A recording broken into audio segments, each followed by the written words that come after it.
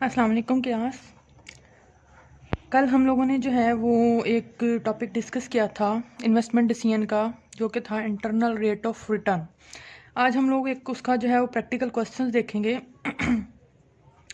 कि किस तरह से जो है वो एक और क्वेश्चन को सॉल्व करके देखते हैं कि किस तरह से आईआरआर को जो हम लोग कैलकुलेट कर सकते हैं। ठीक है, तो यहाँ पर क्वेश्चन है कि calculate the IRR of an investment ₹95,000।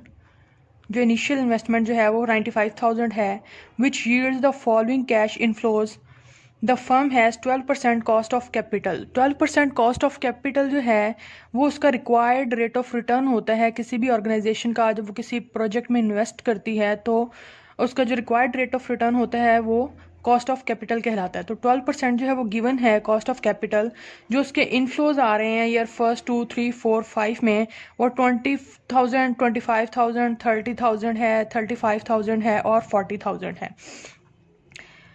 Solution में देखते हैं हम लोग। We choose the discounting rate randomly. हम लोगों ने एक जो है हम लोगों ने कल भी डिस्कस किया था ना प्रीवियस लेक्चर में कि हम लोगों ने जो है वो अपना जो है वो डिस्काउंटिंग रेट जो है वो चूज़ करना होता है रेंडमली। हम लोगों ने लेट्स सपोज मैंने 14% जो है वो रेंडमली चूज़ कर लिया है। मैं इस 12% को यूज़ नहीं करूँगी, ये मेरा रिक्वायर्ड रेट ऑफ रिटर्न है। इसको हम लोग जो है वो डिसीजन मेकिंग के टाइम जो है वो इसको यूज़ करेंगे। ठीक हो गया। तो मैंने 14% जो है वो खुद से जो है वो चूज़ किया है रेट। अब 14% के ऊपर मैं सब कैश फ्लोज जितने भी ये 20,000 हो गया, 25,000, 30,000, 35,000, 40,000, इन सब का जो है मैं प्रेजेंट वैल्यू फाइंड आउट करूँगी। ठीक हो गया।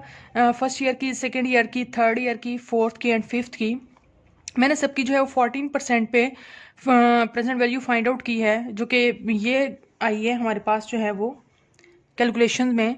और इसका जो टोटल ले लेंगे वो आ गया हमारे पास 98,528। अब मैंने net present value find out करनी है। नेट प्रेजेंट वैल्यू का हम लोग को फॉर्मूला पता है कि हमारे present value of cash flows, ठीक हो गया, माइनस इनिशियल इन्वेस्टमेंट। तो present value of cash flows minus initial investment जो कि हमें क्वेश्चन में गिवन है वो है 95,000। तो ये हमारे पास आ गया 3528। इसका आंसर आ गया नेट प्रेजेंट वैल्यू। हमें पता है कि हम लोगों को आईआरआर कैलकुलेट करने के लिए हम लोगों को 2 टाइम्स जो है वो एनपीवी कैलकुलेट करना होता है। 2 डिफरेंट रेट पे हम लोग कैलकुलेट करते हैं।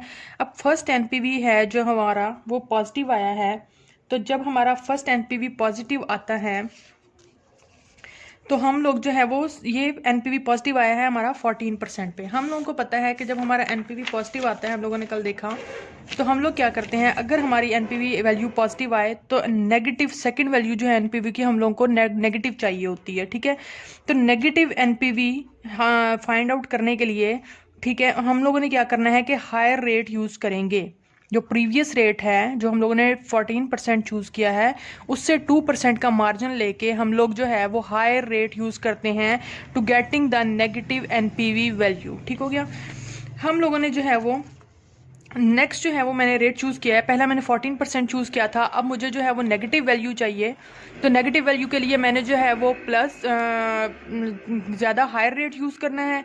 तो हायर रेट जो है वो 2% के मार्जिन से 16% होगा हमारे पास। ठीक है, तो 16% से इन्हीं कैश फ्लोज का, ये जो क्वेश्चन में आपके दिए हुए हैं, इन्हीं कैश फ्लोज का हम लोगों ने 16% पे प्रेजेंट वैल्यू फाइंड आउट कर लेनी है। ठीक है, इसी तरह से जैसे हम लोगों ने पहले किया, फर्स्ट ईयर का, सेकेंड, थर्ड, फोर्थ, फिफ्थ का, हम लोगों ने जो है वो 16% के ऊपर हमारी नेट प्रेजेंट वैल्यू जो है वो ये आ जाती है। ठीक है, तो इसको जब हम लोग टोटल करेंगे तो ये हमारे पास आ गया 93,415। ठीक है, इसका जो है नेट प्रेजेंट वैल्यू हम लोगों ने फाइंड आउट की। Present value of cash flow minus initial investment हमारा फॉर्मूला है।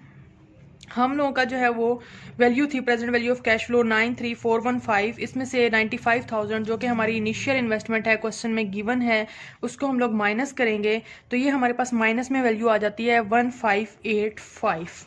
ओके हो गया। अब हमारा जो है वो एक एनपीवी पॉजिटिव आ गया हमारे पास जो रिक्वायरमेंट थी, और एक एनपीवी जो है वो हमारे पास नेगेटिव वैल्यू में आ गया जो कि हमारे पास 1585 है। अब हम लोग जो है वो एनपीवी की सॉरी आईआरआर की कैलकुलेशन की तरफ जाते हैं। आईआरआर का कैलकुलेशन का फार्मूला हम लोग जो है वो प्रीवियस लेक्चर में भी देखा था, दोबारा रिपीट कर देती हूँ। IRR is equal to lower rate, ठीक है, lower rate discounting rate plus NPV at lower rate. जो एनपीवी की जो वैल्यू आई है, जो कैलकुलेशन आई है लोअर रेट के ऊपर, ठीक हो गया, यानी कि 14% के ऊपर जो आई है उसकी वैल्यू लिखेंगे। फिर डिवाइड करेंगे इसको NPV lower rate minus NPV at higher rate जो कि 16% के ऊपर एनपीवी की वैल्यू आई है, मल्टीप्लाई करेंगे हायर रेट जो कि 16% है माइनस लोअर रेट जो कि हमारे पास 14% है। तो देखते हैं, लोअर रेट हमारे पास है 14%। हमारे क्वेश्चन में हम लोगों ने जो फर्स्ट चूज किया था हमारा 14% था। उस 14% के ऊपर हमारी वैल्यू क्या आई थी 3528। तो एनपीवी जो लोअर रेट पे आई थी वो वैल्यू लिखेंगे 3528, फिर हम लोग का डिवाइड करेंगे 3528 एनपीवी लोअर रेट के ऊपर वही वैल्यू आ जाएगी माइनस ये जो है वो फार्मूले का है, और then NPV at higher rate, NPV higher rate पे जो कि 16% पे हमारे पास आया था वो हमारे पास ये था -1585। तो ये -1585 मैंने इसको ब्रैकेट में कर दिया है, ठीक है। और 16% जो है वो हमारा हायर रेट है माइनस 14% जो है वो हमारा लोअर रेट है।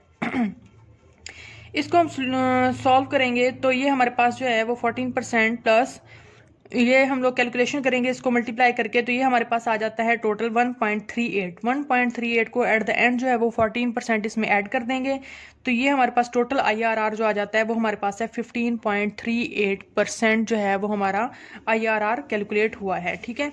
अब हम लोगों ने अगर डिसीजन रूल लेना है तो हमें पता है कि डिसीजन रूल में हम लोग IRR को तब एक्सेप्ट करते हैं जब हमारे पास IRR जो है वो ग्रेटर देन हो कॉस्ट ऑफ कैपिटल से, ग्रेटर होता है तो हम उसको एक्सेप्ट करते हैं प्रोजेक्ट को। हमारे पास IRR जो कैलकुलेटेड IRR आया है वो है हमारे पास 15.38%, ठीक हो गया, जो कि ग्रेटर देन है कॉस्ट ऑफ कैपिटल जो कि हमें क्वेश्चन में गिवन था 12%। क्वेश्चन में गिवन था 12%, तो 12% से यहाँ पर हम लोगों ने ये कॉस्ट ऑफ कैपिटल है 12% से हमारा IRR जो हमने कैलकुलेट किया है वो ग्रेटर है 15.38% है, तो इस लिहाज से हमारा जो है वो इस प्रोजेक्ट को हम लोग एक्सेप्ट करेंगे। ये था हम लोग का क्वेश्चन, और नेक्स्ट जो है वो हम लोग देखते हैं नेक्स्ट टेक्निक्स के बारे में जो भी हम लोग पढ़ेंगे। ओके जी, थैंक यू, अल्लाह हाफिज़।